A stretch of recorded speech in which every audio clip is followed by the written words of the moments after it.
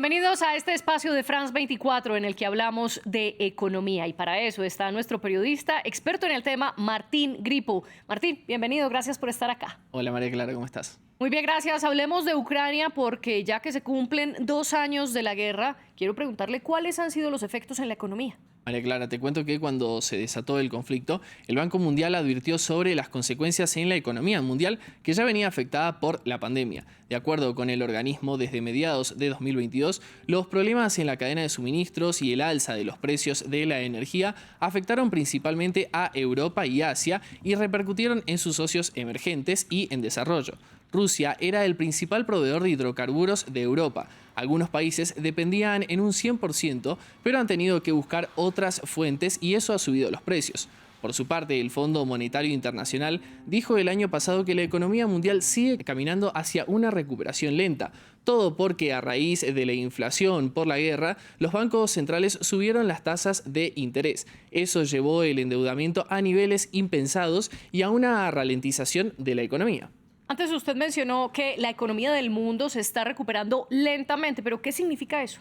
El Fondo Monetario Internacional habla de una desaceleración en el crecimiento de las economías. Esto no significa que dejen de crecer, sino que lo hacen a un ritmo más lento. Por ejemplo, el crecimiento global esperado para el periodo 2022 y 2024 está muy por debajo del promedio histórico registrado desde el 2000 hasta el 2019, que fue del 3,8%. Mientras tanto, el FMI y el Banco Mundial advierten que la inflación podría no volver a su cauce sino hasta 2025. Y la inflación claramente es el problema que comparten todos los países. Cuéntenos cómo la guerra contribuyó a elevarla. María Clara, te cuento que con la guerra se detuvo gran parte del envío de granos a través del Mar Negro, por el que pasa gran cantidad de productos desde Rusia y Ucrania, dos grandes potencias mundiales, y para graficarlo, estos países concentran más de un cuarto de las exportaciones mundiales de trigo, maíz, aceite de girasol y productos como el aluminio y el níquel, como nos explicó previamente el economista Daniel Lacalle.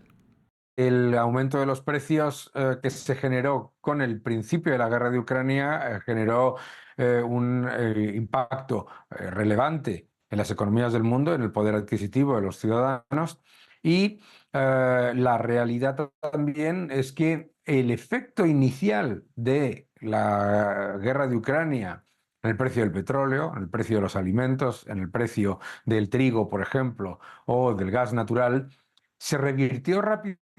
La guerra de Ucrania ha tenido efectos significativos en pequeñas cosas que son importantes todos los días, como es, por ejemplo, comprar pan, ¿no? El pan es más caro, la harina es más cara, los cereales en general son más caros y todos esos son factores relevantes.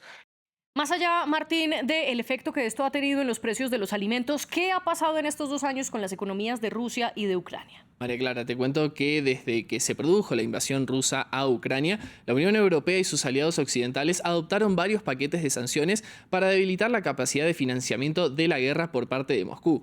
Las sanciones impuestas de acuerdo con el bloque europeo mantienen bloqueados unos 300.000 millones de euros de las reservas del Banco Central ruso, mientras el 70% de los activos del sistema bancario ruso están sujetos a sanciones y se movilizaron 20.000 millones de euros de unas 1.500 personas y entidades. En este sentido, nuestro experto invitado nos da más información. Las sanciones a Rusia sí han afectado, no se puede decir que no hayan tenido impacto. Y se nota mucho, por ejemplo, también en la inflación rusa, en la inversión en Rusia, etcétera, ¿de acuerdo? El impacto de las sanciones es significativo. Lo que no podemos decir es que el impacto de las sanciones haya sido devastador, ni desde luego que haya sido algo que haya cambiado de manera significativa el desempeño de la guerra o la posición, ¿no?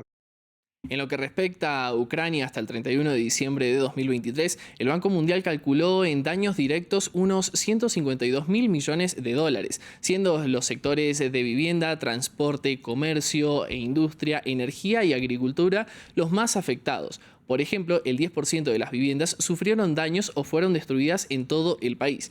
Y diferentes organismos como el Banco Mundial totalizan unos 486.000 millones de dólares que Ucrania necesitará para su reconstrucción. Bueno, la economía de Ucrania está devastada, claramente, ¿no?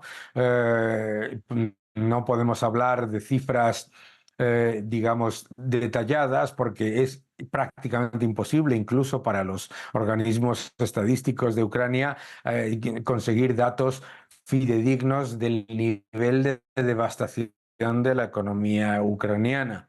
Es verdad que los ciudadanos de Ucrania se han adaptado de una manera que nos parece sorprendente a muchos ciudadanos del mundo, ¿no? Y que la vida continúa a pesar de un entorno de guerra constante.